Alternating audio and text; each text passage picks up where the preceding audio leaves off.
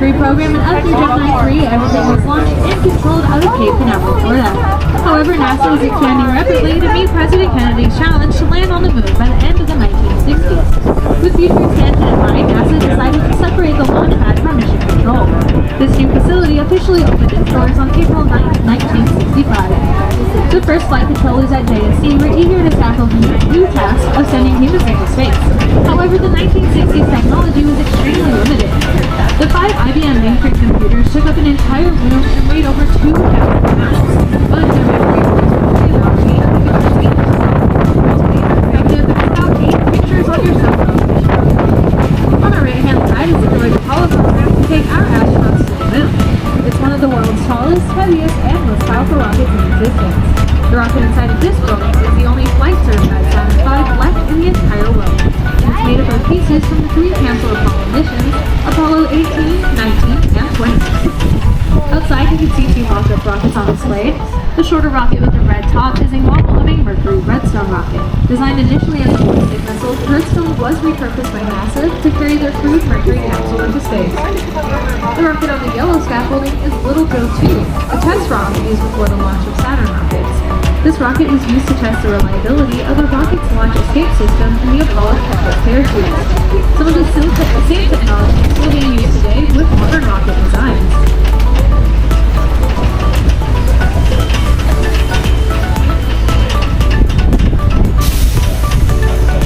We also have other animals like rabbits, turtles, armadillos, and even an alligator named Miko. Of course, this is NASA after all, so his name's in the acronym. Miko stands for Made in Metal. On our right is Building 40. Ahead of us and on the right is Building 45, which is also known as the Project Engineering Building. After the 1960s,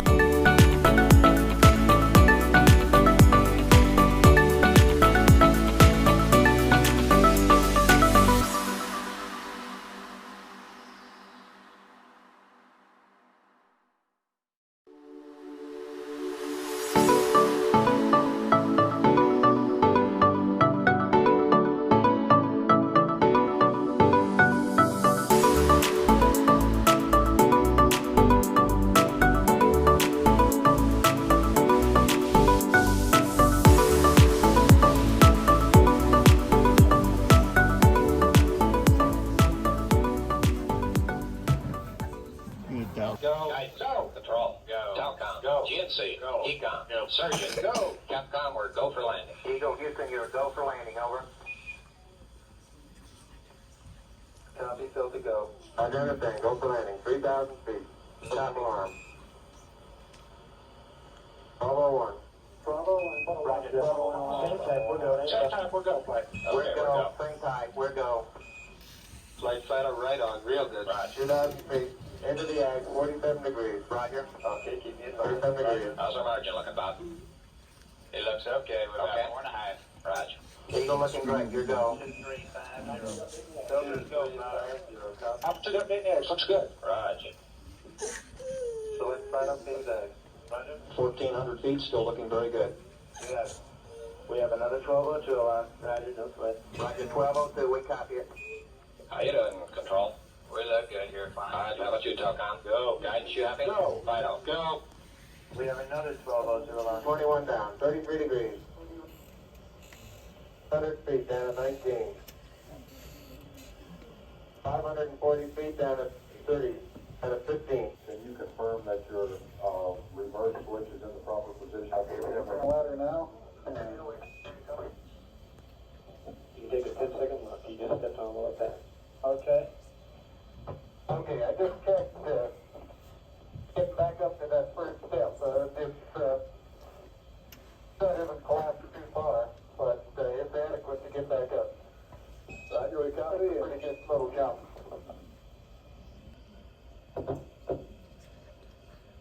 Buzz, this is Houston, F2, 1/160th second for shadow photography on the sequence camera. Neil's on about 1,700 now. Okay. At the foot of the ladder, the left footpads are only depressed in the surface about 1 or 2 inches, although the surface appears to be very, very fine-grained, as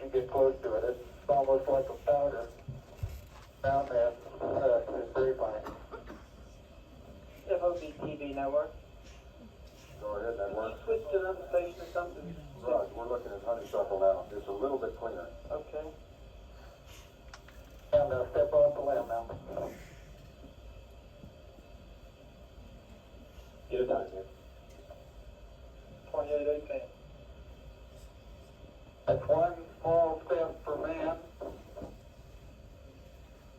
one giant leap for mankind.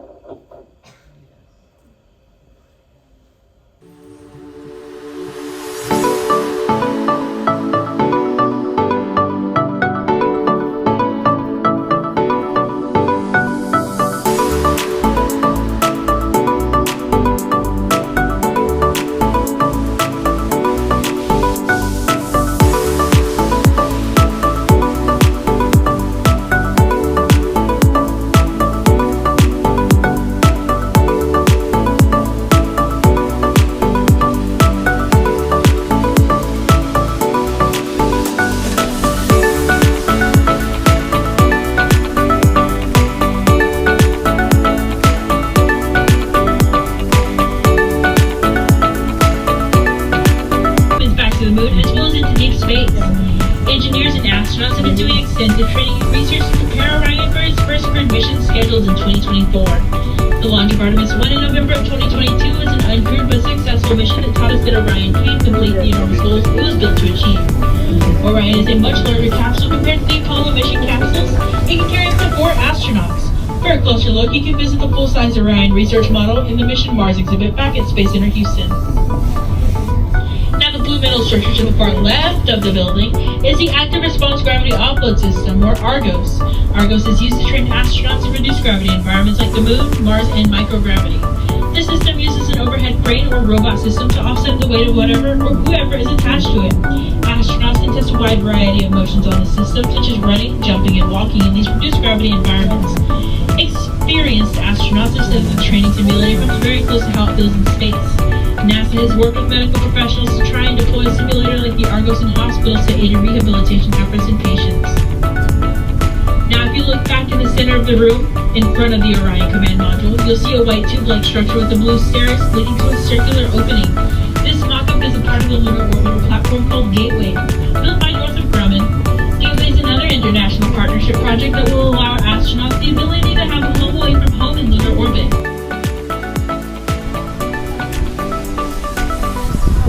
Very instrumental in this mission.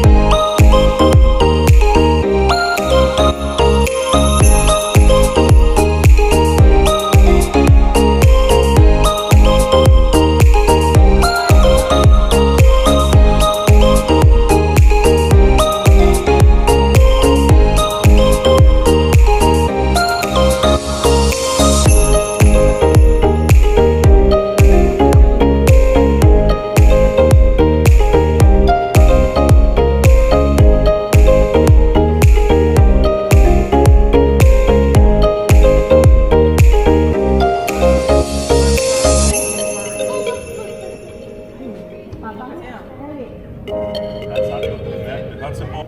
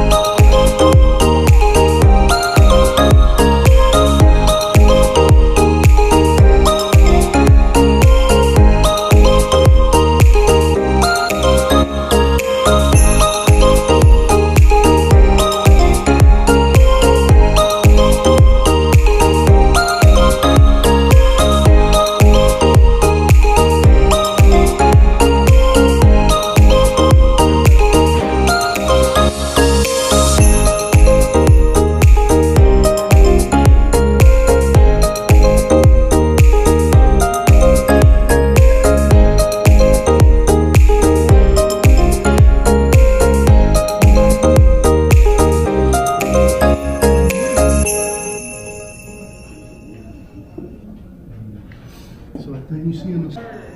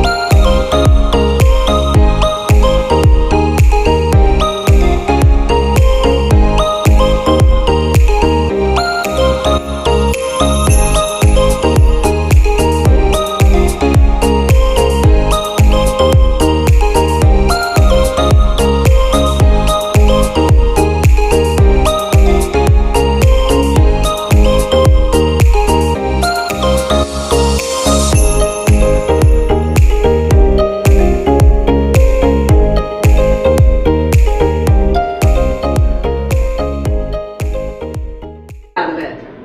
So to prepare your favorite space meals, you just simply need to add the water right back into it. Either hot or cold water, and we have a little contraption over here called the food rehydration unit that does that for us. So you just simply add the water into the package, let it soak into the food for a few minutes, and then snip off the top, and you're ready to eat. Bon appetit.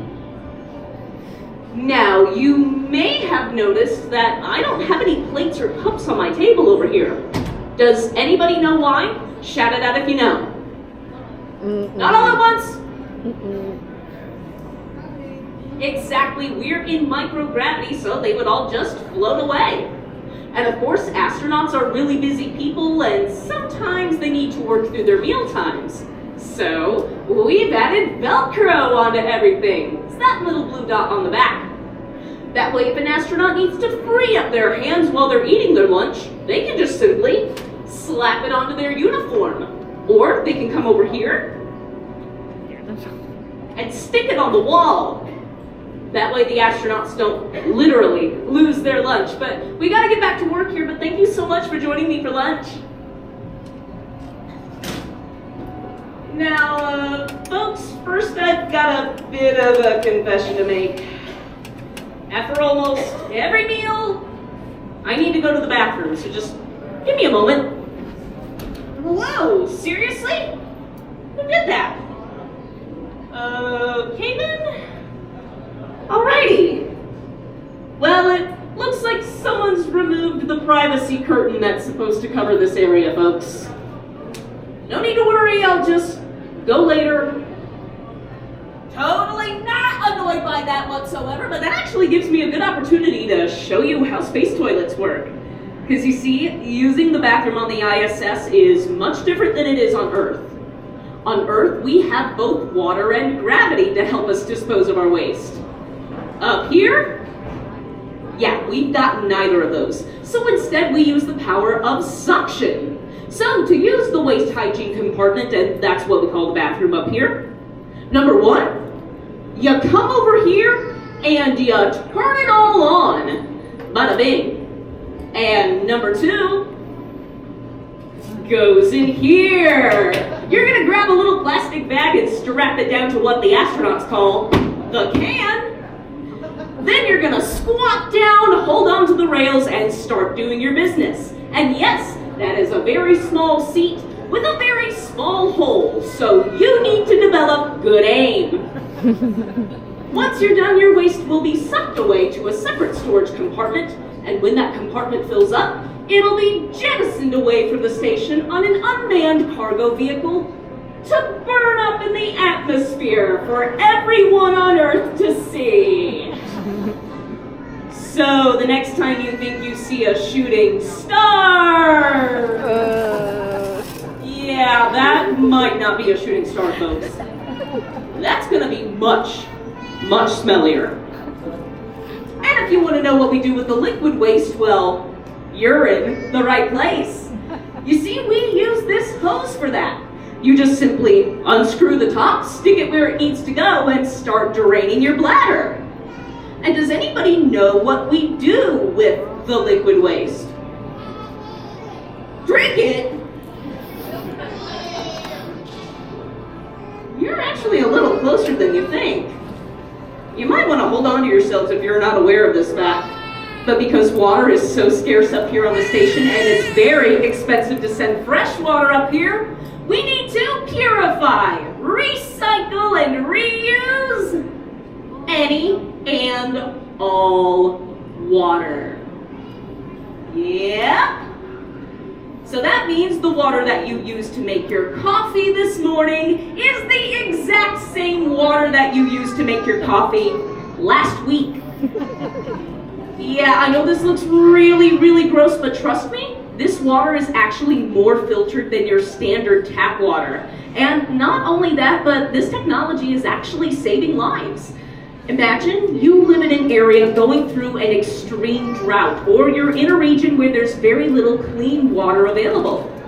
This technology can provide you with safe, clean drinking water and actually save your life. And plus,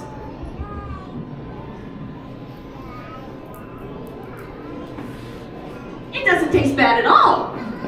Pro tip though, just don't think about where it came from too much while you're drinking it. But that leads me to another point. Water behaves differently up here. You see, if you were to spill a drink on the ground right now, it would simply drip to the ground because of gravity. But don't get any ideas about doing that now, folks. Show some love to our custodial team, will ya? Up here though, watch what happens.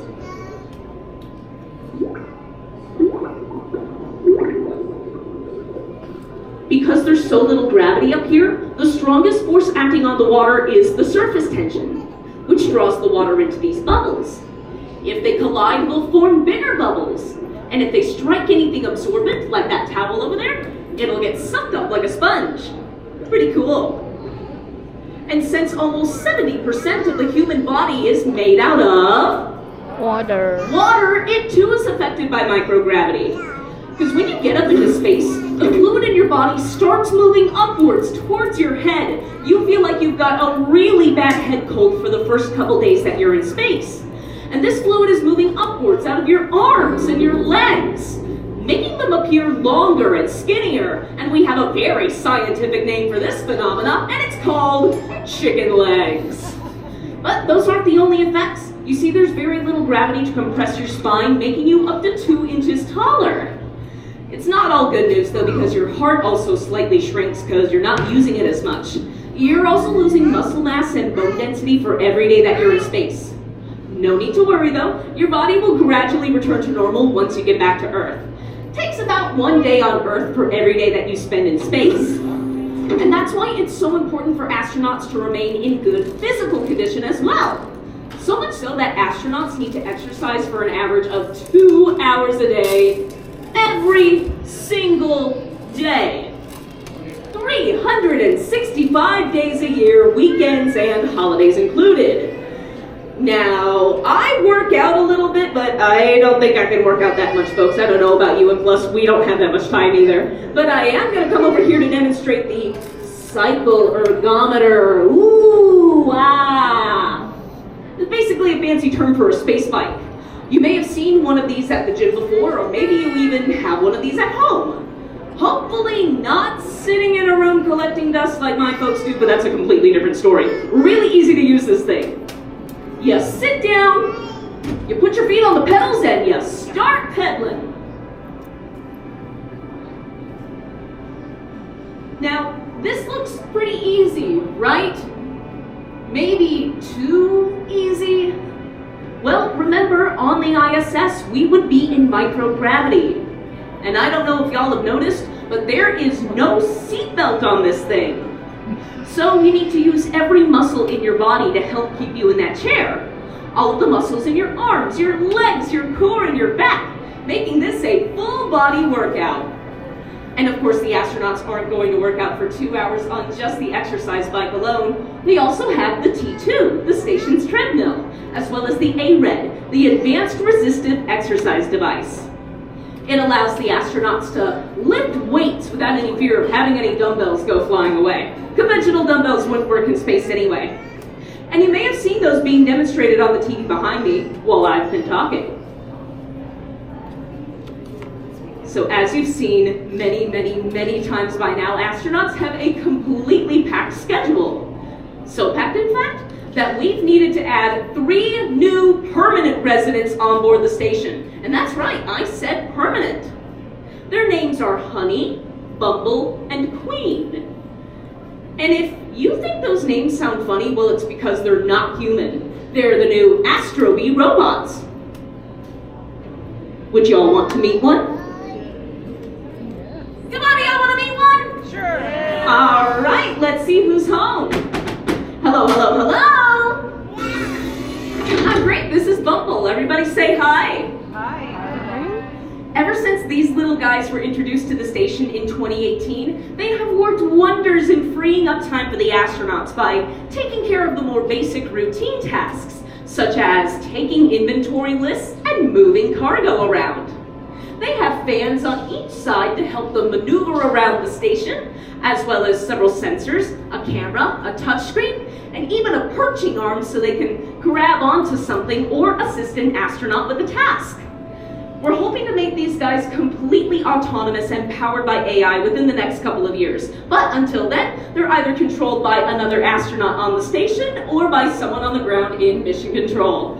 We'll see you around, Bumble! We have finally reached the end of a long day, and astronauts are scheduled for 8.5 hours of sleep every single night, from 9:30 p.m. to 6 a.m. Greenwich Mean Time. But keep in mind, though, that the ISS is also traveling over the Earth at around 17,500 miles per hour, or at around 28,000 kilometers per hour. That means the ISS is going around the Earth once every 90 minutes, and that the astronauts are seeing 16 sunrises and 16 sunsets every single day. That's actually one of the reasons why there's not a lot of windows on the ISS, because that can disrupt an astronaut's circadian rhythm and mess with their sleep schedule as a result. And I'll be demonstrating how astronauts sleep using the sleep restraint unit that's on the wall over here. It's basically a cross between a sleeping bag and a straitjacket. Maybe you can kind of see why some astronauts describe a trip up to the ISS as sort of a high-tech camping trip. So you may have noticed that this unit over here is on the wall. Do you know why it would be here instead of on the floor? Exactly, we're in microgravity, so if you just rolled an unsecured mat onto the floor and tried to lay down, well, you would float away into anything and everything. But that also means if it is secured down, that you can even sleep on the ceiling if you want, because you won't fall down. Any direction that you sleep in is going to kind of feel about the same, since there's no real up or down direction in space. It's also really easy to get up to the ceiling because, again, you're floating around up here.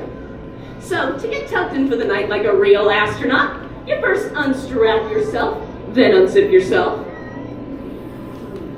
and then climb or float on in, and subsequently zip yourself right back up. There we go. Nice and cozy. Feel like a burrito. But I think this bunk was made for one of my smaller crewmates, so typically the straps would go across you just like this, but I'm not gonna bother. Astronauts don't follow orders all the time. But you do get armholes on either side to allow you to stick your arms out if you so choose. But some astronauts also prefer to remain nice and tucked in. And you even get a head strap for your head so your head doesn't bob forward like it does when you fall asleep in a chair.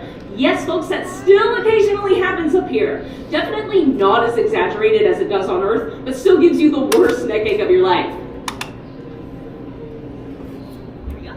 Oh, and it also doubles as a blindfold. Because not all of the lights on the ISS turn off at night. You might need this, it comes in handy.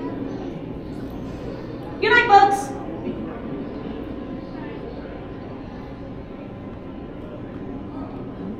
Oh yeah, still kind of have to send you guys back. So let me go ahead and wrap things up and leave you with some final thoughts. Astronauts on board the ISS are rewarded with a view of the Earth unlike anywhere else. They get to bear witness to a world without borders. A beautiful blue orb floating in the inky darkness of space. These astronauts might come from different backgrounds and cultures, but they're able to set aside their differences to come together to do critical work on behalf of all humanity. And when they return to Earth, Station astronauts often comment about how these new perspectives have given their lives both greater meaning and given themselves a greater appreciation for our precious planet.